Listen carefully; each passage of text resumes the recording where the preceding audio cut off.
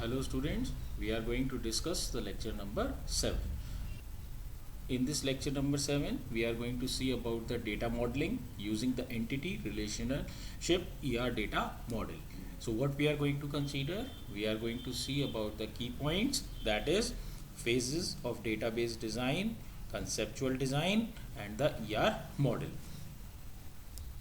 If you look about the simple approach or a simple diagrammatic approach to illustrate the main phase of database design.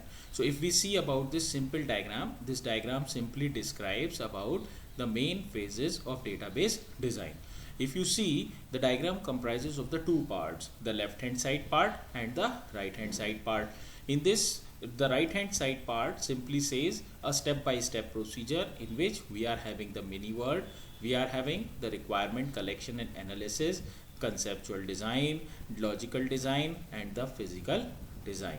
While at the left hand side, the diagram comprises of functional analysis, application program design and the transaction implementation. Now if we see in detail about this diagram, then this diagram specifies many important things, like it specifies the database design and the conceptual data model.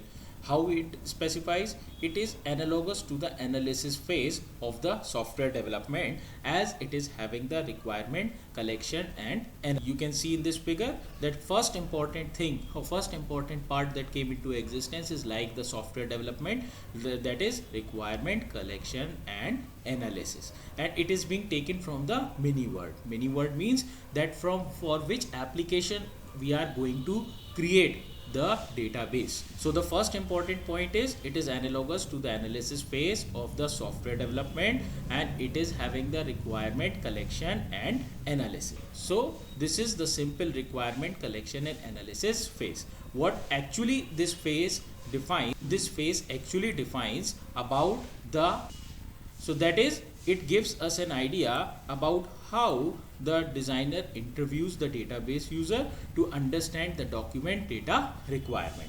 So this is the first step in this diagram that clearly says that how we are going to make it. Now if we see about the second point, that is the functional requirement. So in this figure, if you see about the functional requirement part, so this is the conceptual design.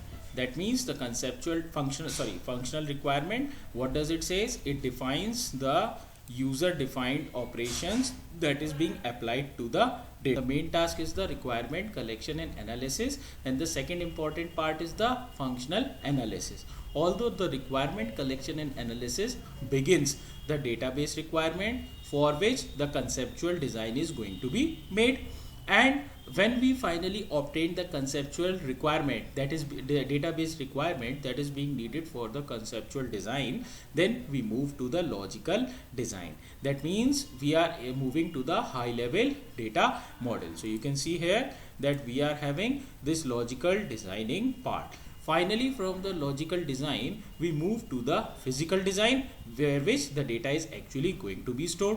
So this is the first part, right hand side part, that clearly says that from requirement collection analysis to the conceptual design to the logical design, we finally move to the physical design. While if you see about the left hand side, this describes the functional analysis, application program and transaction implementation, which is first of all the functional requirement are being defined from the requirement collection and analysis. So we are having the requirement collection analysis serving the two purpose. First, giving the database requirement, while second specifying the functional requirement, that what is the actual function of the database. And this, from this functional analysis, we are actually going to design the application program, and finally the transaction implementation with these application program is going to be made. So we can say that this dotted line up to the logical design, the top portion of the logical design is the DBMS independent, while the bottom portion is the DBMS specific. Since we are having application program, we are having the transaction that is happening inside in the physical database or the physical or the internal schema. So this complete diagram gives us an idea about the simplified approach for the main phases of database design. We are having the So in short, we can say it is specifying the requirement collection analysis, functional requirement, and the conceptual design by the making of the conceptual schema. So this is all about the simple specification of the database design. Now next is we are going to see that how it is actually helping. See, if we look about the actual advantage of using this designing part, it specifies the high level model. That means it is close to the user view of the mini world. It specifies the abstract concept, and it is a means of communication between the non-technical user and the developer. That means it gives us and solves the very important thing through which the actual implementation can take place. That is, it allows the user to influence design and is independent of any particular DBMS. So this is the complete specification of the diagrammatic representation. Now if we see about a simple example of our company database, what we see that this is the ER schema diagram for the company database. In this schema diagram, we can say that this is a huge diagram that is being made with the help of various terms, various things. What are the things? That is, there are certain requirements for the company database. The company requirement is being specified in the various ways. For example, the first point, if you look about the first point, so first point, what does it say? It says the company is organized into the department, and every department has a name and a number and its employees. There are who manages the department. So this is the first requirement, that every company must have the departments. Department is specified by its name, number, and the employee who manages the department. Then the second point says we keep track of the start date of department manager. Now, and department may have several locations.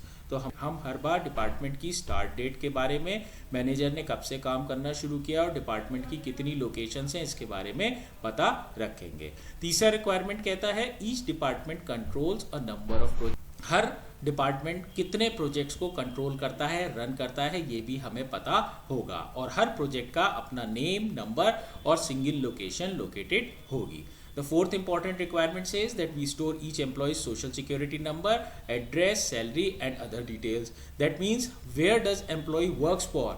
We can say each employee works for one department but may works on several projects. Similarly, we keep track of number of hours per week that an employee works in a particular project.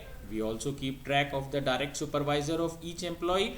We keep track of the each employee's about the dependents, that how many dependents are there, and for each dependent we keep the name, sex, birth date, relationship of the employee. So this is these are the requirements of the company database. Whenever we are going to see or make this ER schema diagram for the company database, we need to specify these important requirements, then only the company database is going to be.